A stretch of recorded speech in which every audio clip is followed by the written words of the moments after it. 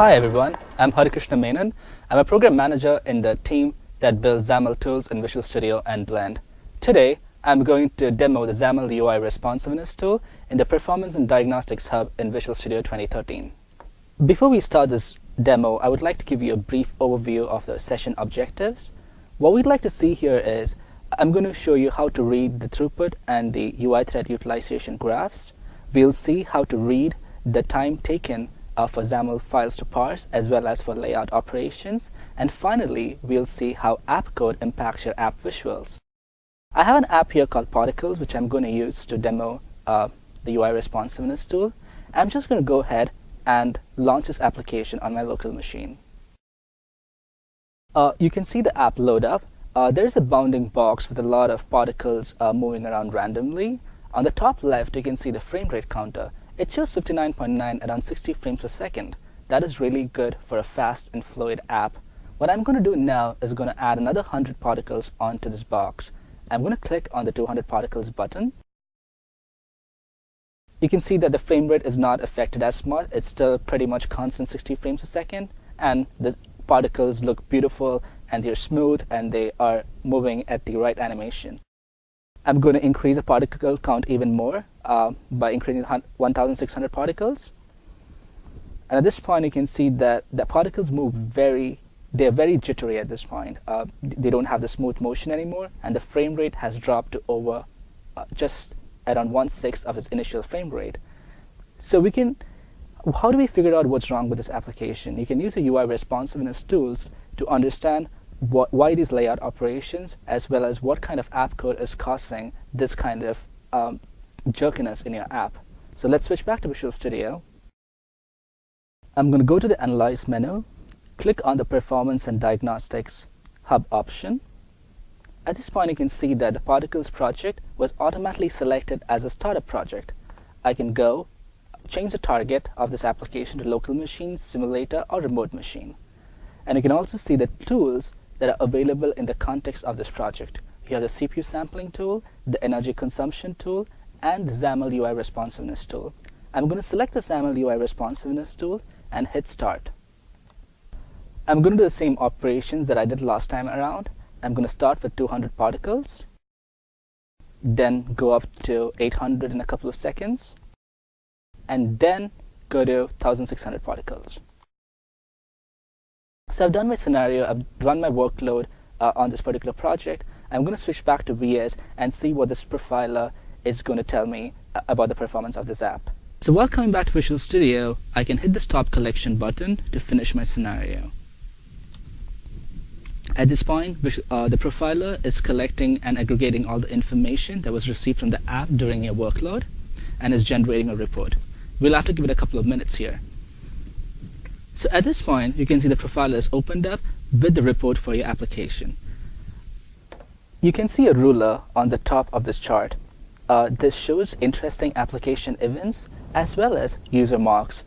You can see that the application launched at 182 milliseconds and it completed its activation at 348 milliseconds.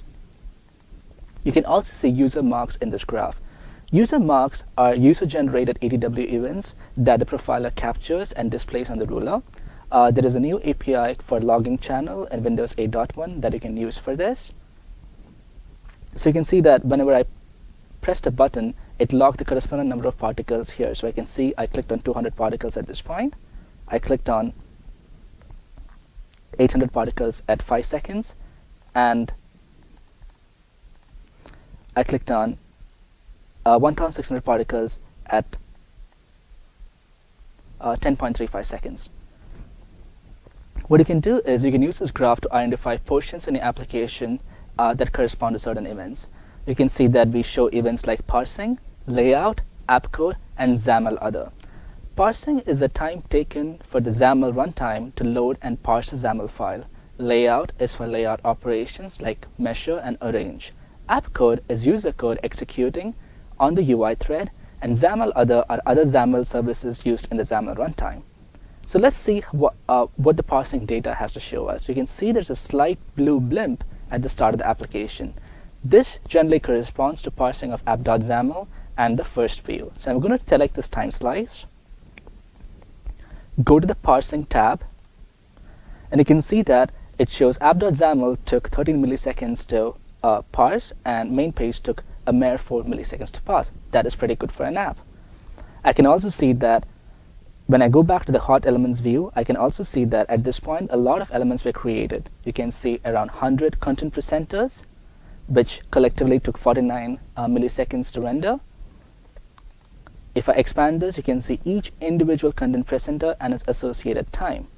Selecting a content presenter will also show me the template that was applied. So this is basically an items control that houses a large number of content presenters. So you can see the item template of this particular content presenter. You can observe the buttons I've created, frames, and text blocks, and every other XAML element in your visual tree. But if you notice something in this graph, you can see that the UI thread in the visual throughput graph starts off pretty well, stays at a constant 60, and starts dropping every single time that you add more layout operations. You can see that it dropped a bit when you added 100 elements, it dropped further when you added 800, and it became pretty low when there was 1600 elements over here. And you can see that the majority of your UI thread is being consumed by app code that is running in your process, and this is a major factor that causes your UI thread not to perform at 60 frames per second, causing your entire application to look jittery and not smooth. So how do we figure out what app code is causing this issue? In order to do that, you can go back to the Analyze menu, click on Performance and Diagnostic Stuff, and use a CPU sampling tool to figure out those functions that are consuming the maximum time in your application. Thanks everyone. I hope you find the UI responsiveness tool helpful in making your app snappy and beautiful.